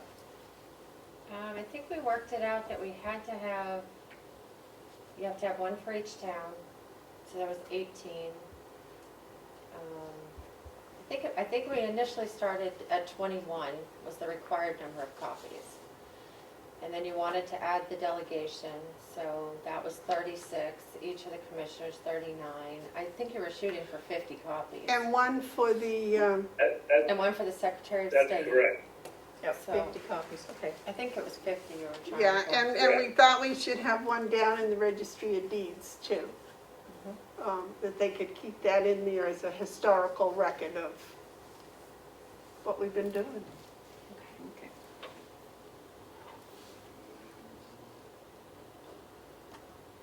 Some of the reports are very long.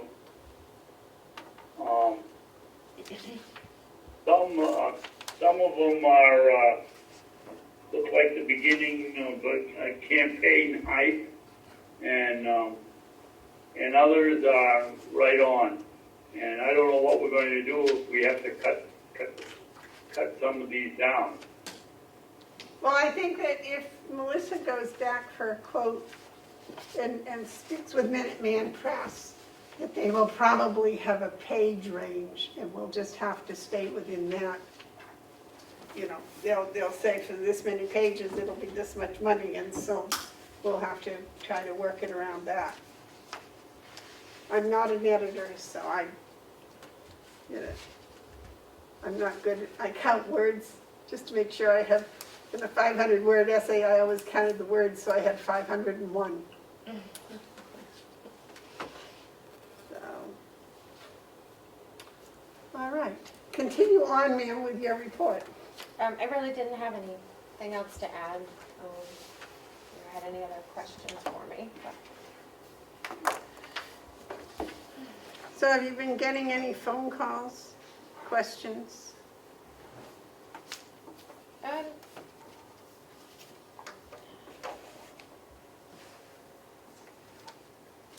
Well, every day I get phone calls. I'm coordinating the communication between everybody. So trying to make sure that everybody's on the same wavelength, getting the same information. Doing a lot of just housekeeping things, like last week you talked about the approved vendor form and changing the signature line and adding a clause that the department head doesn't have a conflict of interest or familial relationship with the vendor. So, and updating some forms I'd also like to bring to the board. Okay, If I could just review some of that with the chair before I bring it up in a meeting, that would be helpful. Maybe we could touch base on Monday with some of the suggestions. okay. Also been looking through the policy book and putting sticky notes on some policies because I know there was a desire to review those, the policy handbook. We have the whole policy handbook in electronic version as well as 2 hard copies in a binder. A lot of it's just verbiage. There are positions that aren't here anymore. You know, do you want to decide who takes the authority on those policies? Yeah, probably, you know, things calm down a little bit, we can do maybe one a week. Okay. Does that sound doable, ladies and gentlemen? Yep. Okay, anything else? No, thank you. All right, excellent. Commissioner comments. Gary? I have one. And I don't know if this will work or not because with the Zoom and everything and whatever we have to do. But I think it would be advantageous if we did our non-public first and get those out of the way. That way, the public doesn't have to sit by and wait to come back to public. Ed doesn't have to be here and have to wait for 3 or 4 hours, right? You don't have to wait for 3 or 4 hours where we're in non-public to come back to public. And I think it might help us not hurry it, but get through them faster if we know we have the regular meeting following that. I just wanted to throw that out there to see, and maybe even start at 8:30 for our non-public. David?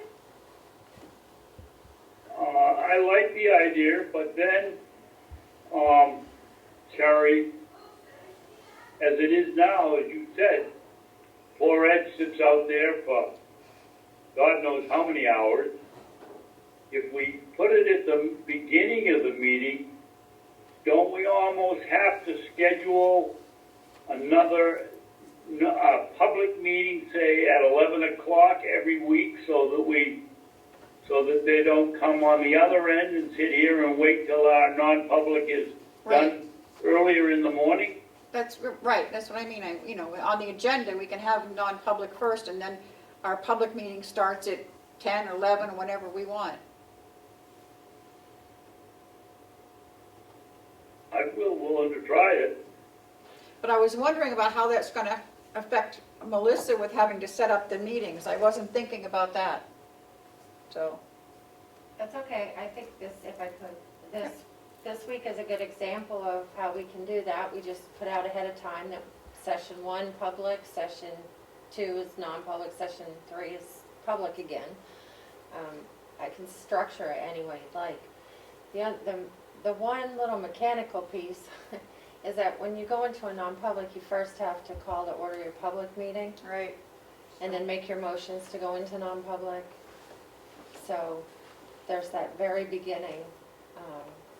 We don't have to do that on Zoom because your building is open to the public for meetings. If the building was completely shut down, you'd have to offer it that piece as a Zoom or a teleconference. So I'm not sure how you'd like to do that. If the only purpose was to open and immediately make a motion and go into your non-publics and then do your official public meeting as when you come out of non-public and make your motion whether or not to seal the minutes, we could set it up that way. Does that make sense? David? Thank you, Madam Chairman. You'd have to show me in the 91A law that it says you have to go into a public meeting first to announce a non-public. You can announce a non-public just like we do when we have an emergency or something else. We put out a non-meeting and then you just move to and the next one would be your public meeting. I don't see there's nothing in the law that I know of that says you have to open the meeting and then go into non-public. Madam Chair, Yes, Ed. The statute's very clear that it's exactly what you have to do. Commissioner Babson should now pull up and read the 91A statute. Thank you. Did you hear, David? I thought I had heard Ed disagreeing.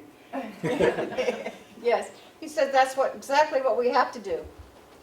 He said you probably... What exactly does it say, Ed? Commissioner Babson, just think about this logically. If you're a government entity, you have to tell the public when you are removing yourself, when you're in a quorum, out of their view. You can only do that if you start with a public meeting and then specify the exemption that you're leaving that meeting, telling the public they cannot see, entering the non-public. And then when you come out of the non-public, you need to establish that you've come out, that you've sealed or unsealed, and you're done. It's all logic, but if you read the statute, it specifically says that. And I believe Representative Ticehurst, who's also here with us, would agree with that. Thank you. I will check that, Ed. It doesn't make sense to me, or it is not logical that you have to go through all of that if you're going to post you have to post a non-public meeting. It doesn't say, I don't believe that it has to, it says you have to go into a public meeting to announce you're going into a non-public meeting. I know the legislature does some wacky things, but that doesn't make sense to me.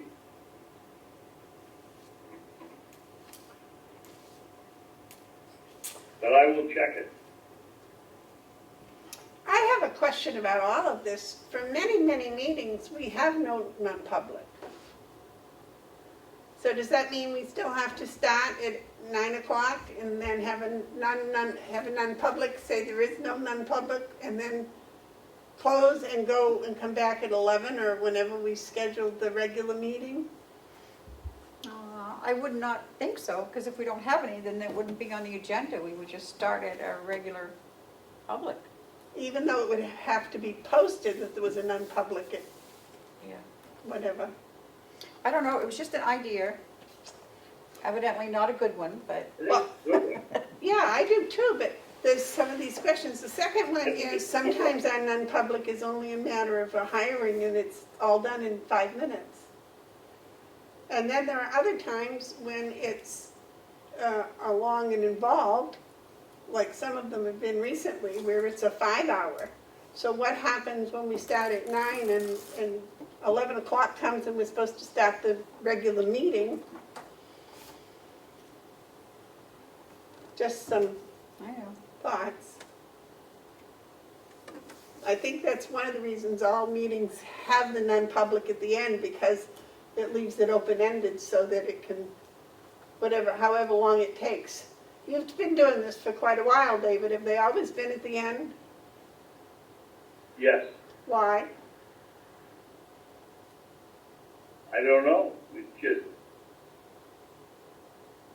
that's the way it's always been. That doesn't make it right, but that's the way it's always been. And I think just for the reason you're stating, before Ed wasn't here way back, telecasting these meetings, so if they went all afternoon, it didn't make any difference. Nobody was sitting out in the hall waiting to come back in and finish taping.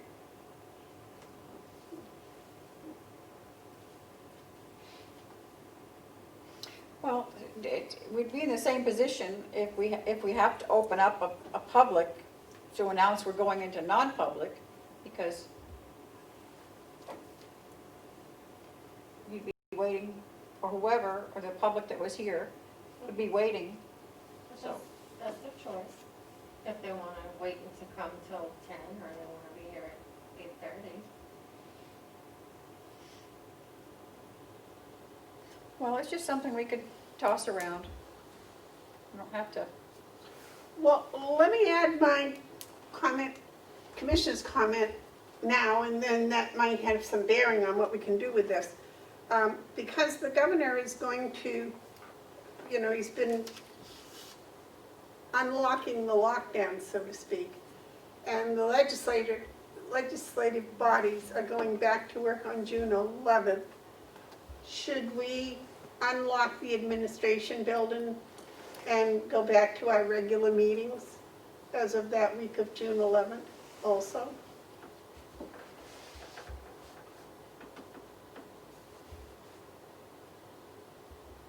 I'm not coming in until somebody's convinced me that this virus is gone. I'm not sure that's ever going to happen, David. Well, it's gonna get to the point where the risk is minimal, and our numbers are going up in this state, not down, although they're very, very, very low as they are. But when I'm not gonna allow myself to get sick because somebody has their business doesn't have the sales it should have, and you're being forced politically to open up again. I'm sticking with the way it is. Yeah, I think we should go on our week-to-week kind of, see how things evolve. If it was just here, but then we have contact with the House of Corrections and, the nursing home. With Yep. public Oh, coming in here. I don't think we have any say right now over the nursing home or the House of Corrections. I think those are two different separate entities that are governed by different parts of HHS. So I think the lockdown at the nursing home, especially like Howie was saying, is probably going to be fall anyways, if not later. The House of Corrections, I don't know how that's going, but I think that's a different type of thing than public. This is a public business and, it's not open to the public. And I think that's what the governor was talking about, was public businesses open to the public.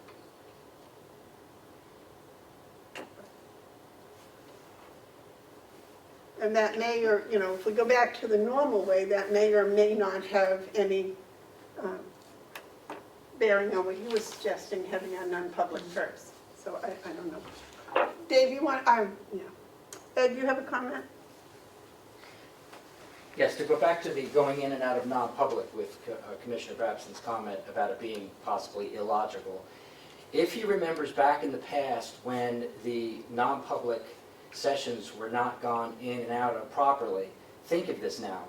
If you don't go into public first, then you don't have the ability for the public to know if that non-public was sealed or not. If you simply create one set of documents or one set of minutes for the non-public, then what happens if someone asks for those non-public minutes? You have no record of that public entrance and then the sealing of those minutes. So it's just logical to have something that the public can reference showing that those non-public minutes were entered into, what exemption, and if they're sealed or unsealed. It just makes it a lot cleaner. Thank you. David, while you're contacting legal about the money from the education department, why don't you ask about the 91A also? About having a meeting, a non-public meeting, without opening it with a public meeting. I will do that. And then, Carrie, we will wait until we find out the results, and we can think about that for this week, if that's okay. Yeah, that's fine. I was just tossing it out there. I was trying to make it a little bit more convenient for everybody, but. A point of information. Yes. May we have that in writing rather than just a verbal, a written legal assertion about the non-public public? Thank you. Email, okay. That's fine. David, could you email us have her email us her response, please? Sure. Ed thinks I'm so old that I'm gonna twist the facts when I report it. I have no idea what Ed thinks. I'm not a mind reader. I would never put words in your mouth, Commissioner Babson. Good. Yes, I'll be glad to do that. All right, thank you.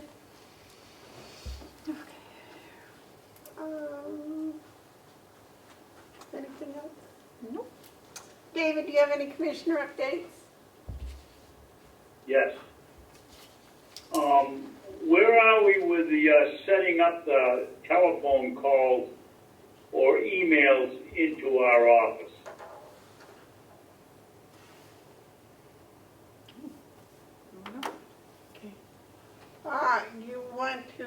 You mean getting the emails that come into our office to come to our phones? Is that what you're talking about?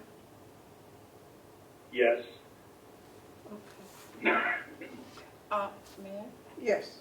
I don't know, John is fixing mine as we speak. I gave him my phone, and I think he has to have your phone to be able to do it. Now, can he do it? Is he going to have it done in the course of this meeting for you, Terry? I believe so. Okay, so we're not going to lose the phone for a week. No. Okay. No. Thank you. I The other thing is, I have something to add to that before you move. Okay, if you could wait just a minute, David. I was going to say, I'm going to ask John to do mine today also. I can ask him to call you and make arrangements to have it done with your phone. yes, please. I will do that. Melissa, you had something to add? I also wanted to remind you, Commissioner Babson, when you're on the phone with him, if you'd like, he can tell you how to access the web portal so you can get the county email on your computer at home as well by going online. Okay. Okay? I might as well be in orbit, but yeah, okay. I'll try to remember that. Okay, thank you. I It was can much try to easier remember. when we had 2 tin cans and a string.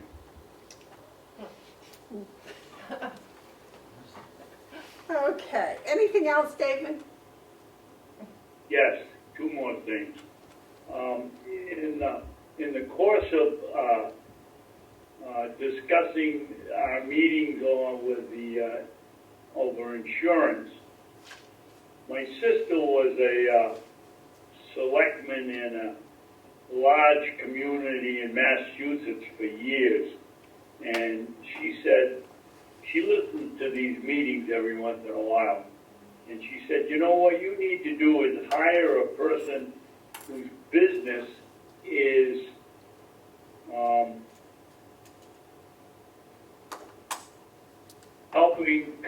helping people like us understand what we're getting into with insurance. I don't know what you would call the person, insurance arbitrator or a moderator or what, but there are people, she said, when she was in office, they never discussed insurance for their employees in the town without hiring one of these people, or whatever you call them.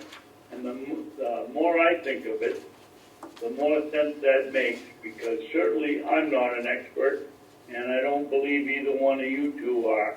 You might know more than me about it, but we're not experts, and we should have some help because it's one of the largest expenses, or the largest expense we have. I That's agree. that one. I agree with you, David. I agree.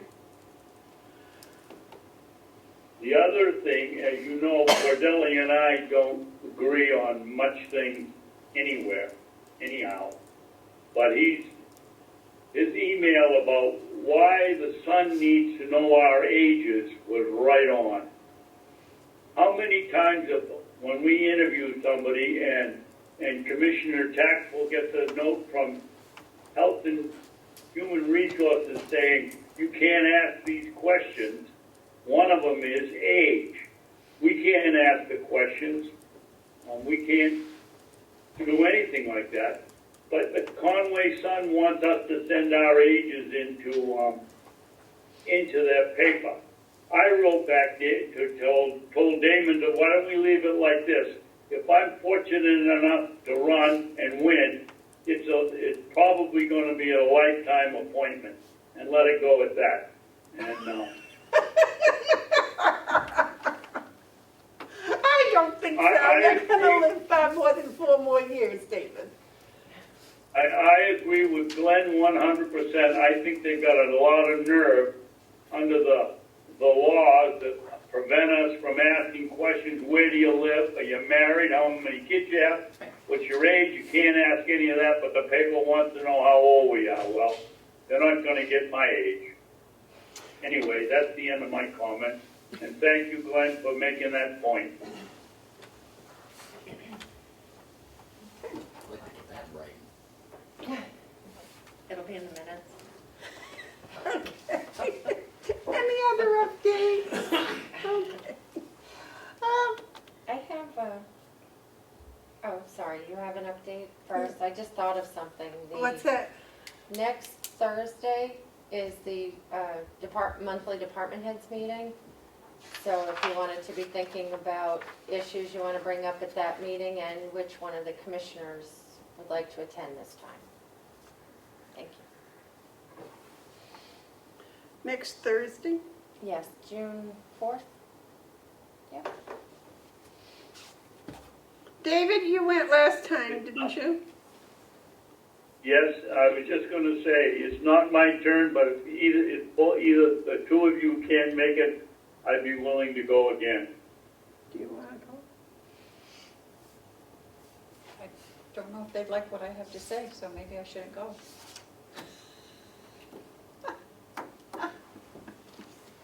I don't think that's a valid reason. Just my personal opinion. What time is it usually in the morning? 1 o'clock. 1 o'clock? 1 o'clock, the last one. Yep.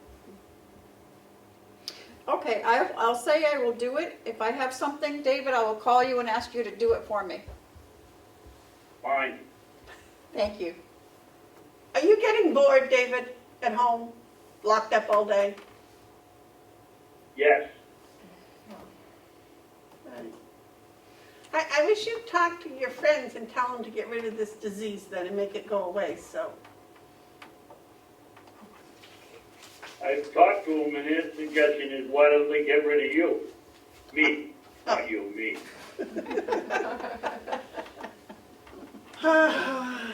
Okay.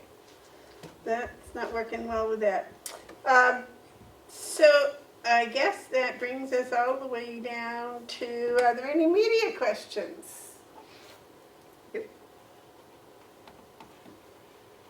Is there any public input?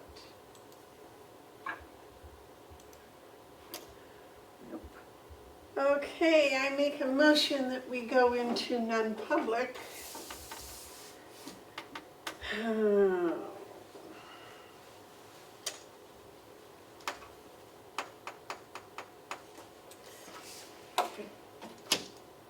you know which ones they are? Did you write those down? There's Someplace? Okay, well, I'll get going. Make a motion we go into non-public for RSA 91A 32A.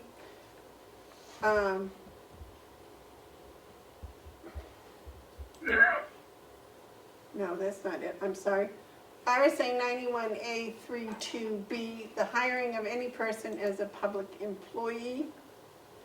And RSA 91A 3, matters which, if discussed in public, would likely affect adversely the reputation of any person other than a member of the public body, unless such person requests an open meeting.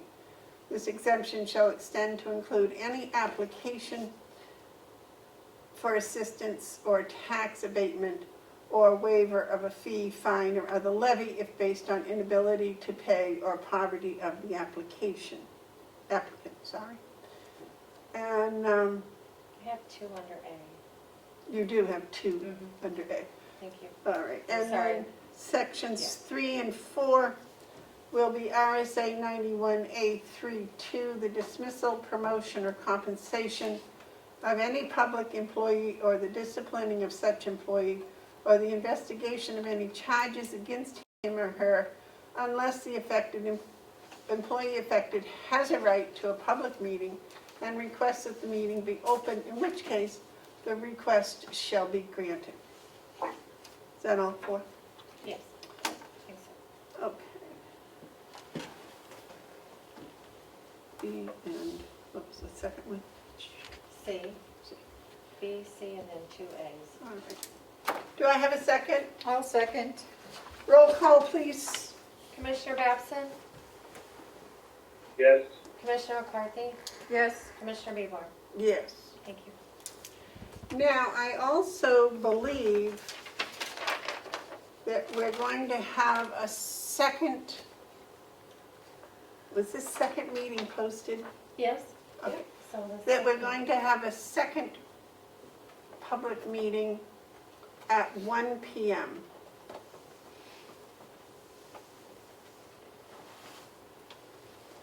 And that should be a very short meeting. Should be for the grant.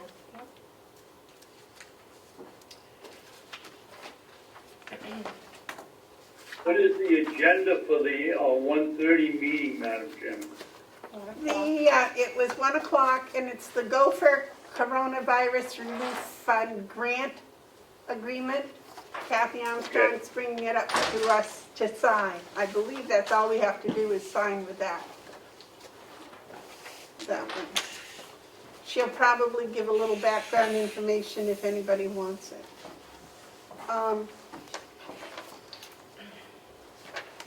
Okay. So do you want to leave or you want to stay? Well, technically you're in non-public, right? Yes. Okay. So you guys want to recess? Were there, what do we have? Goodbye. We'll have a 5-minute recess while Melissa sets up the non-public. So what is, everything. Oh,